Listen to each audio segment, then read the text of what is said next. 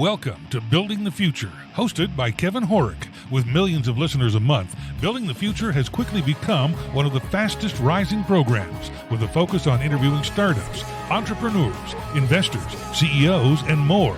The radio and TV show airs in 15 markets across the globe, including Silicon Valley. For full showtimes, past episodes, or to sponsor the show, please visit buildingthefutureshow.com.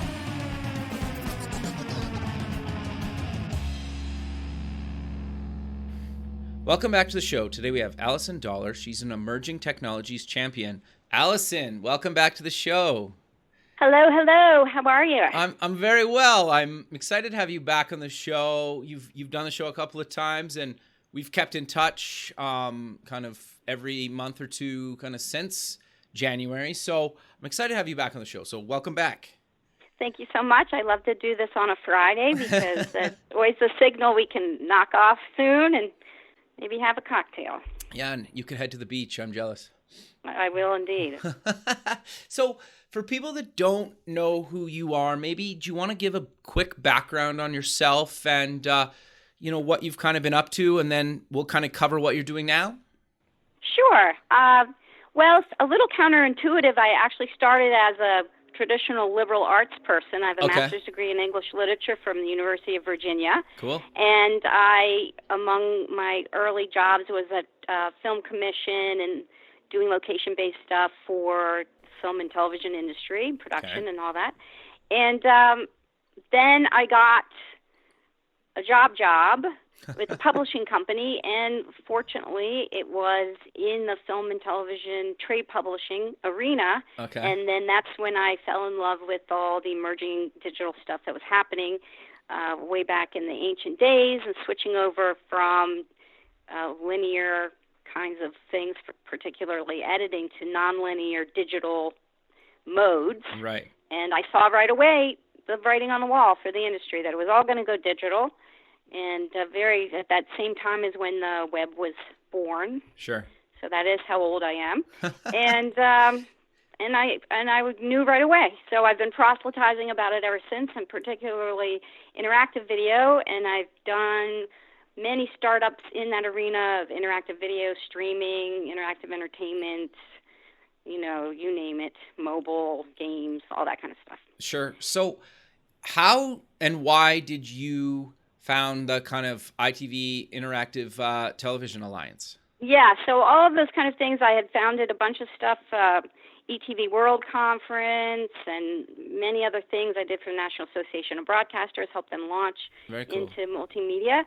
And in the course of all that, of course, knew the players and the other champions, proselytizers of this stuff, and we started the Interactive Television Alliance because it was just taking so long for advanced television and next generation advertising and all of that to roll out in the U.S. And we were all frustrated, and we knew each other, and that's how that happened. So those were all Fortune corporations supporting the cause of advanced television, interactivity that includes both targeted advertising and all that kind of stuff in a B2B sense, and also interactivity in terms of the consumer experience of having the locus of control shift to the consumer. And that's really what we're all about. So all those usual players that you might expect, the big cable companies and satellite and advanced Madison Avenue brands who were enough progressive to understand that their world was shifting,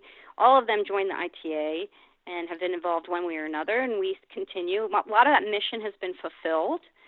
But we still do a lot of programming for other shows like NAB. I just programmed the Future Tech track for NAB. Very cool. And we do stuff at CES, of course, and all around town. So that's where that sits. But it crosses over, and the thing that's fun now is that I would say in the post-mobile focus of our industry, so much is going on where things have truly converged, to use that old term, in a very new and exciting ways now. And what's going on, for instance, in VR and AR and AI is all being completely melded into the media and entertainment industry, and it's fun. It's good to see. Interesting. Yeah, no, that's fair. And then that kind of, I think, is a good transition to kind of what you're doing now and your work with kind of startups, because you work with some actually really cool and innovative startups. Do you want to talk about kind of what you're doing with them, and maybe if you want to talk about a couple of ones that you do work with? Sure. Well, first of all, let me just talk about the climate here. I'm in Santa Monica, California, Sure. which is Jealous. known as, yeah, it's pretty great. I have to admit, I mean, it does have the hazards of all of the sort of phony LA aspect does come in quite a bit. And but the tourists. Overall, yeah, all that stuff.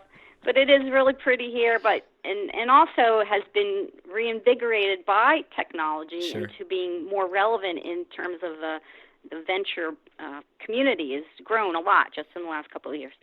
So the startups that I see, because they're in LA, as you might know, there are a lot of green and other sectors, Sure. right? It's Yeah. actually in health is very big here too, because of UCLA and USC and the research foundations around Pepperdine. But I am interested in them in a theoretical way, but personally, you know, my love, of course, continues to be entertainment and media Right. and video-driven experiences in particular. I love it when it crosses over. Interesting. So, for instance, I chair the Los Angeles Venture Association Digital Media Special Interest Group, so I program for the LAVA events in that sector. And Very cool. this year I did one on AI, and there's one called, for instance, HIA, Human Interactive Agent. Okay. And it's an avatar-based that is entertaining, but also, of course, has applications for medical. Interesting. So, for instance, the veterans are really loving to use that because it's more comfortable for them to talk to an agent avatar than humans, which can make sense if somebody has PTSD. Yeah. Right? Yeah, very much so. Then, you know, yeah, so that's what I'm liking is the melding of things. So, for instance, Vault Comics is going really, really, really good. And I think you interviewed them. Yeah, recently, through you. It was your connection. You hooked me up, and it was a great interview. It actually aired, so people can go check it out online. But oh yeah, so I'll have to go see. So the thing is, the reason I bring them up, obviously, they're great and very interesting and award-winning and all that stuff. But young company, young guys. But the whole model is to, again, be converging and spreading into other platforms and distribution forms, right?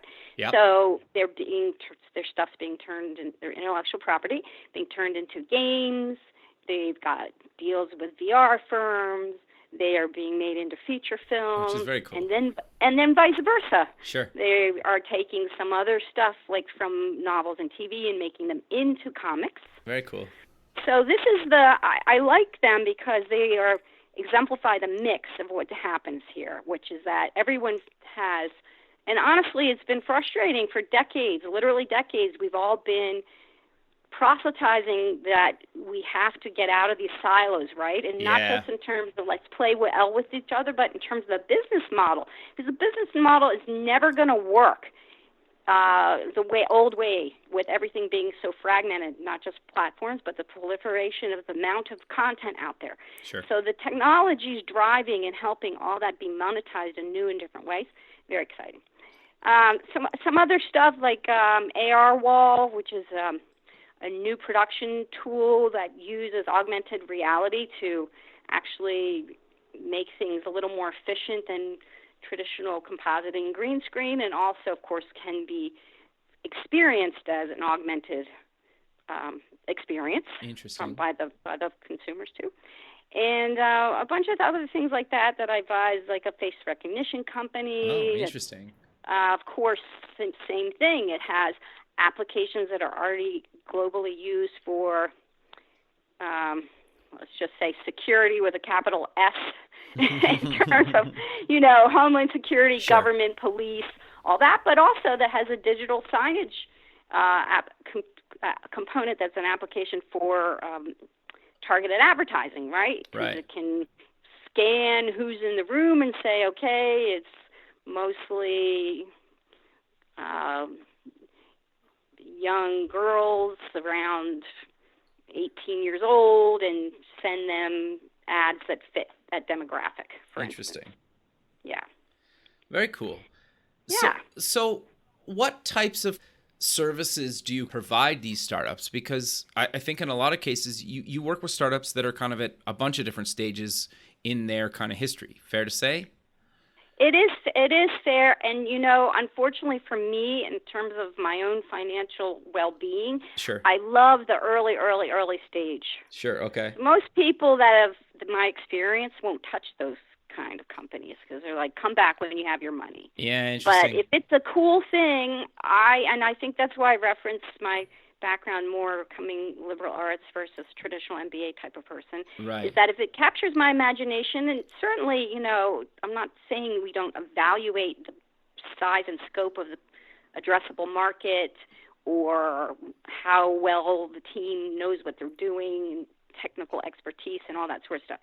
So I'm not saying that I discard any of those criteria, but I do see things that are future-looking in the Sure. applications and whether they're going to be useful or not, and I have been borne out to be right most of the time. Now, I have been really early. Interesting. So many times been too early, but I've always been correct that, yes, the market's going to head that way. So I do corporate strategy. I help them package. I get them all kind of spot up to ready to raise money and to go to market, and then depending, I will do, of course, make introductions since I've been around so long, and business development in that respect, and help them plan their marketing strategy. Because a lot of folks, I notice, especially the technology-driven, they love to save all the marketing and PR to last, which is a huge mistake. Interesting. And they think it's often just icing on the cake, and I don't agree with that. Yeah, interesting. Because... Well, you got me also the guys from Differactive, which was interesting too, right? Like their technology and kind of what they're doing. Yeah, it's sort of Pinterest for video with using a lot of jump to B-roll and pause and bookmarking. It's a really interesting way to do that kind of thing, and that's something that's been tried many times, and others have failed because they're not doing the interface in a simple enough way. And these guys, I think, are really getting there, really nailing it. And I would also, honestly, the thing that I still have the frustration is, I think that we alluded to it last time we spoke, was the attitude toward the raise.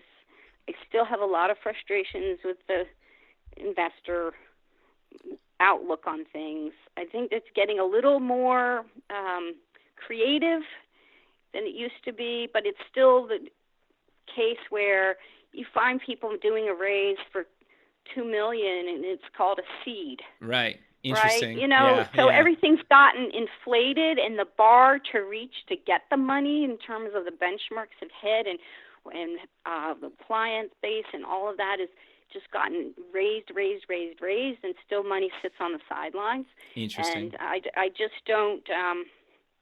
I don't think it's good for our economy, and I don't think it's actually, and they can all protest all they want, but I still don't see a lot of the just traditional VCs that are very, to me, creatively interesting.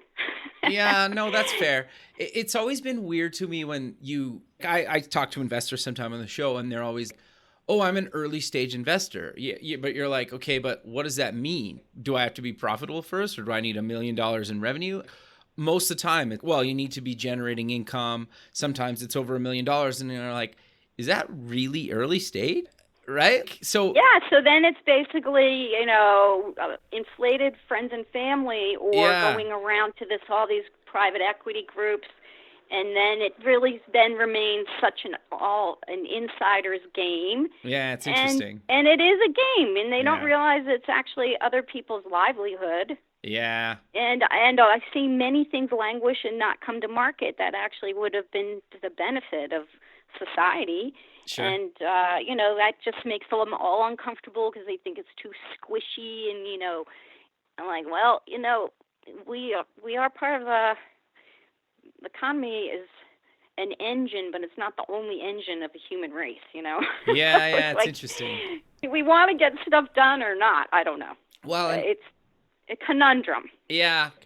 Why wouldn't you make a bunch of 30 or 50 or maybe even $100,000 investments in, even if it's just that, to me, seed money, right? And then see where that goes. And like the person you're investing in could probably do that part-time. They don't necessarily need to proof of concept full-time, right? Like maybe, not always, but it's interesting, right? So like, why don't you take your $1 million and divide it into $50,000 chunks? You have a way better chance of being successful and getting your money back than just putting $1 million in one company. That's my opinion.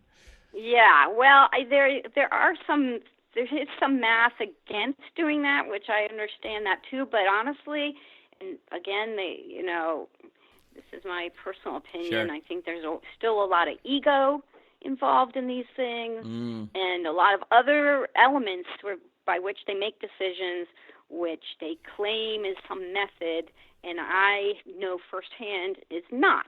Sure. It strikes them, and that's why a lot of times they're out as well. If I believe in the founder. Yeah, interesting. I've heard a lot of that more. And I was like, okay. What does that mean? Yeah, but interesting. But it is changing, to be fair, a little bit. I do think, though, it's an interesting notion. My next one for Lava, actually, I did esports, I did AI, big data for media. I've done in terms of my Lava events this year, and some other cool stuff. I did an AR VR for location-based entertainment, typical kind of things. But my last one is going to be called Wide World, Small Planet, Doing Well by Doing Good. And interesting. Let's have philanthropic investors and cause-related marketing platforms, because they've all been getting funded lately. And like I invited Comcast and sure. Right, there's a bunch of those folks. So that's going to be interesting to see, because the brands all have causes, just like the celebrities do, that they donate and they participate in and all that kind of thing. I mean, Ben & Jerry's has been way out in front, for instance, and some of these other kinds of household name brands, Johnson & Johnson, they all have some sort of giving programs that they do. So, and there's money in it for them. That's the thing. It's not just all, we're going to do good works and sit around and waste a bunch of money. There's actually, the model is proved to work in terms of driving sales. Interesting. And, and to some degree, even Nike's recent campaign with Copernic, that's same thing. They've taken a philosophical stand that has helped them actually drive business, and not that they needed extra awareness, but all these things, that is another sea trend that is converging again with, I think, the ultimate expression of the notion of personalization of media, right? Right. All of this fragmentation, these millions of, really, if you count apps, millions of platform options for distribution, all of this sort of stuff comes down to ultimate personalization is, what do you believe in? Interesting. What do you care about? Who are you as your identity? And so then now brands understand that it's like using that technology as an extension of people being able to express themselves. And so you have, even with, for instance, 3D printing and everything else, an ability to always be completely catering down to a very minute level of the individual and targeting them with ads, as well as whatever programming it is. It gets niched out. I mean, look at what happens within Netflix and Hulu and Amazon, right? It's very niched. Yeah. And then it's tied to these brands and sponsors. Interesting. In a similar way. Yeah, that's interesting. So you kind of mentioned it, but I want to talk a little bit more about your involvement with kind of LAVA and the Los Angeles Venture Association. You mentioned you do a bunch of events, and you're kind of in the digital space, but what exactly do you guys kind of do there, and how did you kind of get involved with that? Well, the Los Angeles Venture Association has been around a while. Okay. And I honestly don't remember how I got involved, other than that I've worked with startups for a long time and been a champion, and I know the guys and everything. they have a lot of the big venture companies in town, and they foster, and then other people join, of course, regular members, and some of whom may be startups and want those introductions. And they do that kind of programming. For instance, there's something coming up next week called Lava at the Beach. Okay. And a bunch of the VCs will be there, and then they'll have a round robin, is usually how they do it, where the VCs are pitched. Okay. Or they do like a speed dating or that kind of thing. Got you. And then within that, there's different interest groups that. So I do the digital media one. There's one on green. There's one on health. Right.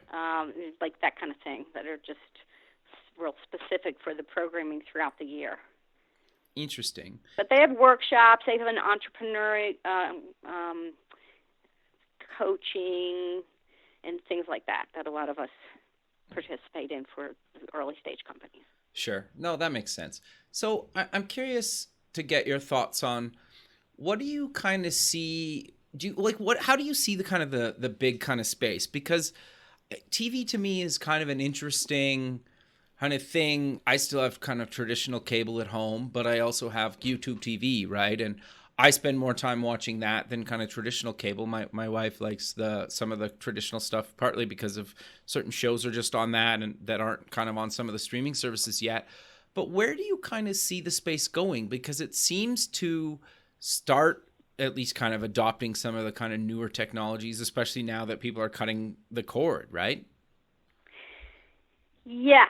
Well, that's always been at the heart of the question of what is the future of television, and do you define it as just broadcast over-the-air television? Right. Used to be, if you remember, there was even a distinction between TV and cable. Yeah, totally. Yeah, I remember those. And nobody consumers never care how it gets to their house, except when they have to pay the bill or if there's a technical problem. Yeah. So now some of the cord cutting was sort of offset by the fact that the bundles have been amended so that you're still getting other things over the air anyway if you have, or OTT, over the top, which is more from the cloud, right? Right, yep. If you have a smart television.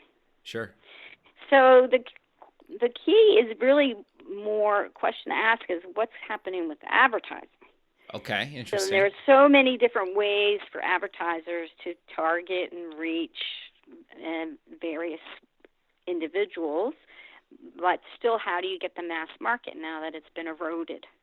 Right. So I think that what's going to end up happening is that the big players, they've got deep pockets. Yeah. They're just going to keep expanding their services. Right now, they're kind of coasting, right? Okay. And I pay a huge amount of money, honestly, because I haven't bothered.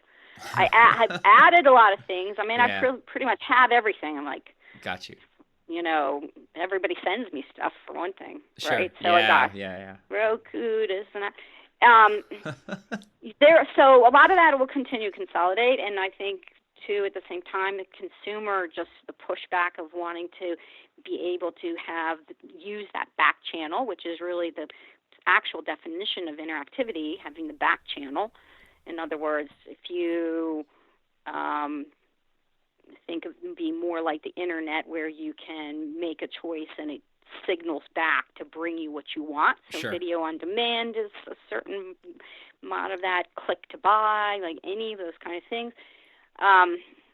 That demand's not going away, and there's actually no way it's ever going to go back.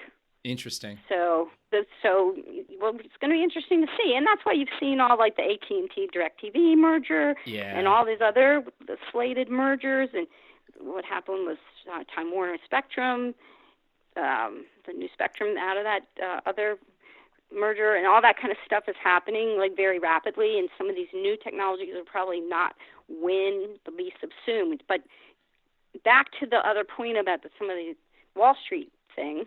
Interesting.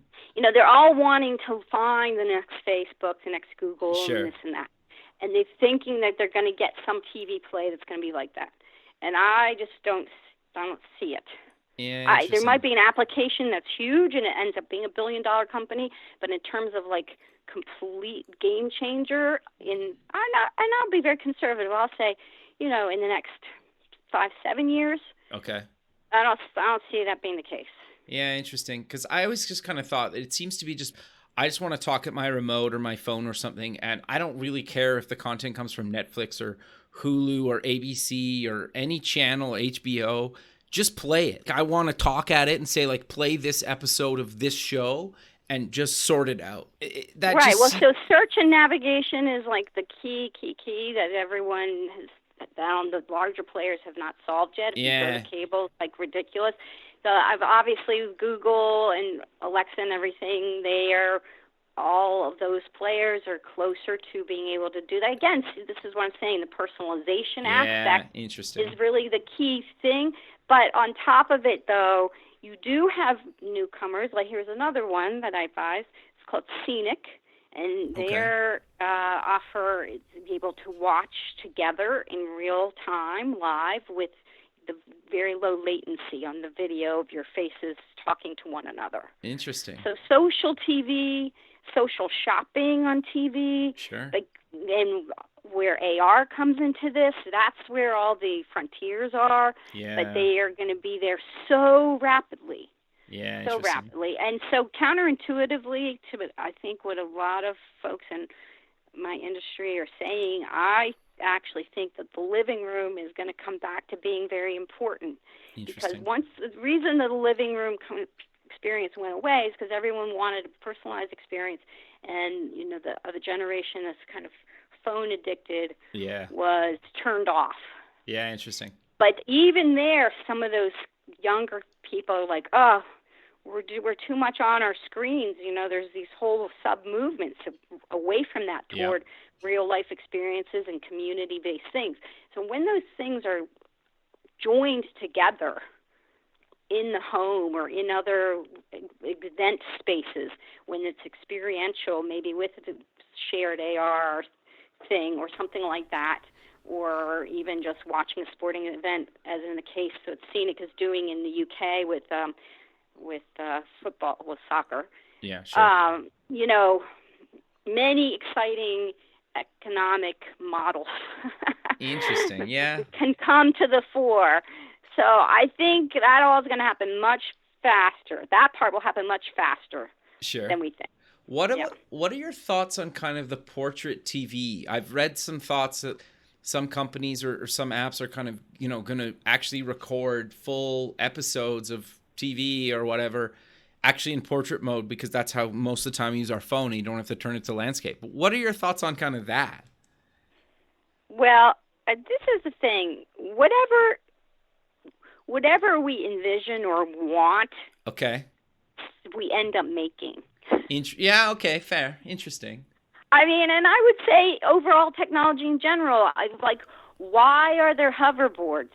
Okay, right? Sure. Yeah. Or this is, again, just to back this, I know this is a very far-ranging conversation. No, but philosophically, again, I would say, in my opinion, I think that human beings that just cannot help ourselves. We dream stuff up, and then we build it. And, sometimes it gets funded in a big way, and sometimes, no, it doesn't.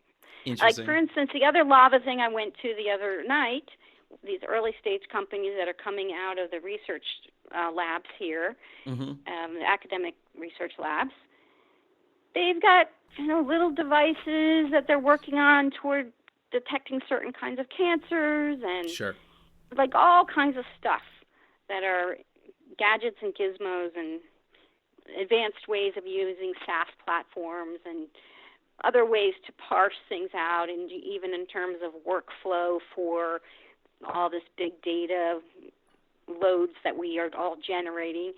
All of that stuff is happening so quickly. So I think any of those things that you've got the small phones that are coming back into vogue because everyone's like, well, I don't want to carry around my computer, basically what these big phones are. Right? So any kind of little teeny niche market is going to be filled. Interesting. Because the demand is so high. Yeah. And TV in general is just following suit. It's like, okay, everything that was ever in text is going to be basically transformed into video and animation. Like, I think pretty much everything. All our records eventually, all of that, are eventually going to be accessed through very different kinds of interfaces. They're going to be represented graphically. Interesting. Because, that's how we experience the world now.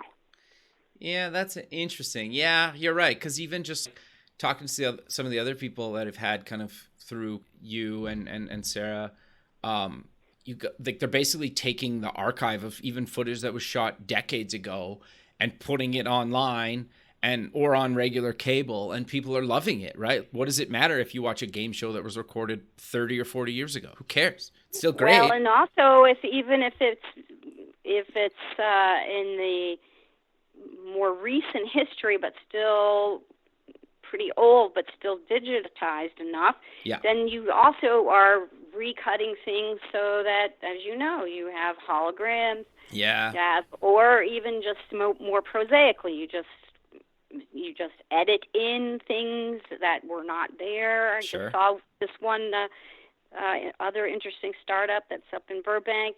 You can just, in this version, you put the Coke can in that version, you put the Jack Daniels bottle in, right? Interesting. Yeah, sure. You just pop it in there, and it's all full video, full frame. Yeah, no, that's quite interesting. So we're going to be at the Media Excellence Awards in January. How did you get involved with that, and what exactly is it? Well, it originally started with a mobile focus, sure. And of course that has expanded to include everything else that is also in that mobile universe, like VR applications and things like that.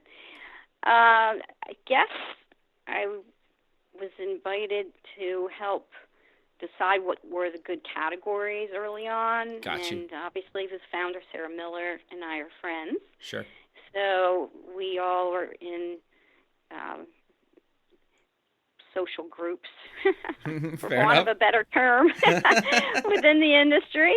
And, it's one of those things that just grows from there when you get a lot of good big brands and people that are submitting and participating.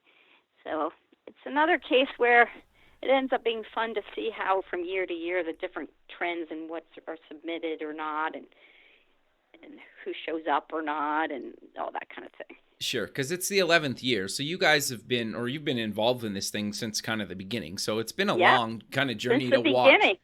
Yeah. I know, but it's gone really fast, as in so many other things in life. Sure, yeah, interesting. So once you see, I'm like, oh yeah, 11 years, okay. Yeah, well, it is.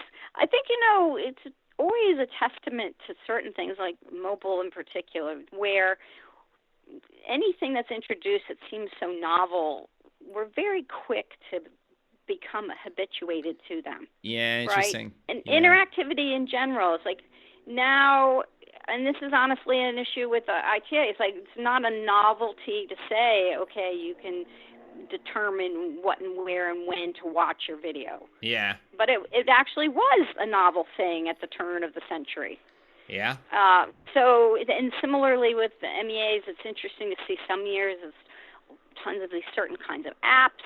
Yeah. In other years, it's these other kinds of, well, for instance, right now, what's really big, and also one of the Lava events that I did was all on emergency alerting, warning networks, and all that kind of stuff, because that's getting transformed by technology as well.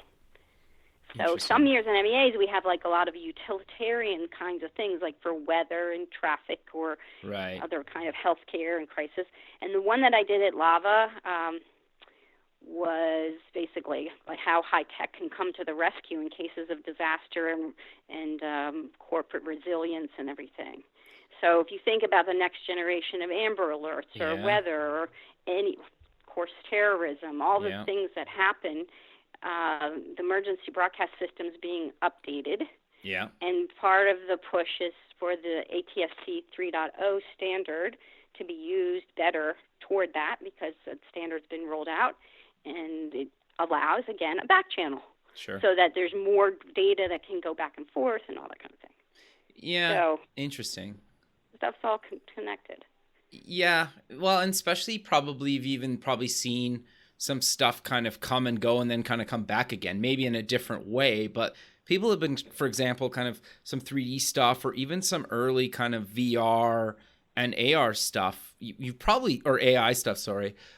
You've probably seen that kind of come and go, even just being involved in the industry for so long, right? Oh, for God's sake, yes. I mean, especially VR. Yeah. I mean, VR I've seen, this is the third wave of VR. Yeah. Now, of course, technically speaking, it's all much, much more advanced. But yeah.